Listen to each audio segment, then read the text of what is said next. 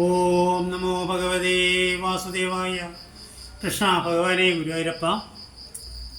അധ്യാത്മരാമായണ യുദ്ധകാന്ഡം മന്ത്രിസഭാ യോഗമാണ് നടക്കുന്നത്. വിഭീഷണൻ രാവണനെ വേണ്ടുവണ്ണം ഉദ്ദേശിച്ചു.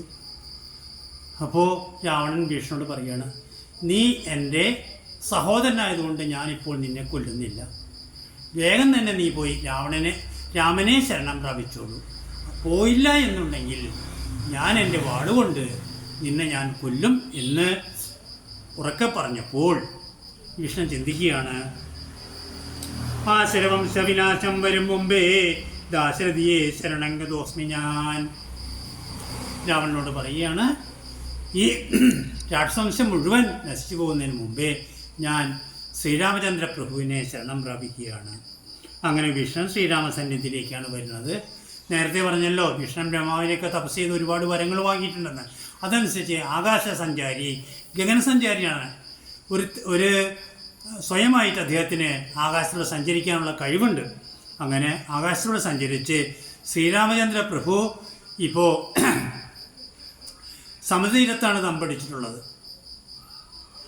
അവിടേക്ക് വരികയാണ്. സമുദ്രം കടന്ന് ഭാരതത്തിലേക്ക് കടന്നു വന്ന് ആകാശത്തിൽ നിന്ന് തന്നെ ശ്രീരാമചന്ദ്ര പ്രഭുവിനോട് കാര്യങ്ങളെല്ലാം പറയുകയാണ്. കേട്ടോളൂ.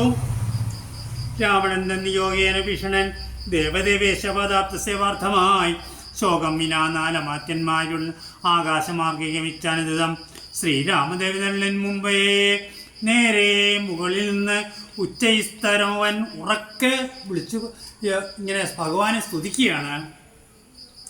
വ്യക്തവർണ്ണേന ചൊല്ലിടിനാനെത്രയും ഭക്തി വിനയ വിശുദ്ധമതിസ്ഫുടം രാമ രമാരമണാ ത്രിലോകീപതേ സ്വാമിൻ ജയ ജയ നാഥ ജയ ജയ രാജീവനേത്ര മുകുന്ദ ജയ ജയ രാജശിഖാമണേ സീതാപതേ ജയ.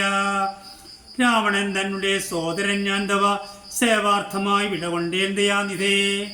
ഭഗവാനെ സ്തുതിച്ചിട്ട് പറയുകയാണ്, ഞാൻ രാവണ സഹോദരനാണ്, ഭീഷണനാണ്. അങ്ങയെ സേവിക്കാനായിട്ട് ഇപ്പോൾ ഞാൻ രാവണപക്ഷത്ത് നിന്നും അങ്ങയുടെ പക്ഷത്തേക്ക് കൂറുമാറി വന്ന ആളാണ്. ദേവിയെ കട്ടനുചിതം നീയെന്നോ രാവണനോട് നല്ലത് ചൊല്ലിയേ ദേവിയെ ശ്രീരാമനായിക്കൊണ്ട് നൽകുന്ന ആവോളമേറ്റം പറഞ്ഞേൻ പലതരം വിജ്ഞാനമാർഗമെല്ലാം ഉപദേശിച്ചു. അജ്ഞാനിയാകിയാൽ ഏറ്റതില്ലേതുമേ.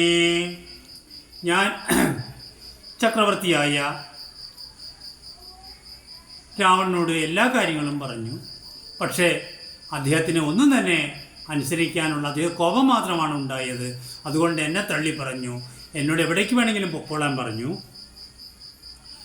കാളഭുജംഗവേഗേൻ ലങ്കേശ്വരൻ മൃത്യുഭയത്താരടിയനും എത്രയും ചിക്കാവുലയ പാഞ്ഞുവാഞ്ഞിഹ നാലമാത്യം വിടകൊണ്ടേൻ ആലംബനം മറ്റെനിക്കില്ല ദൈവമേ.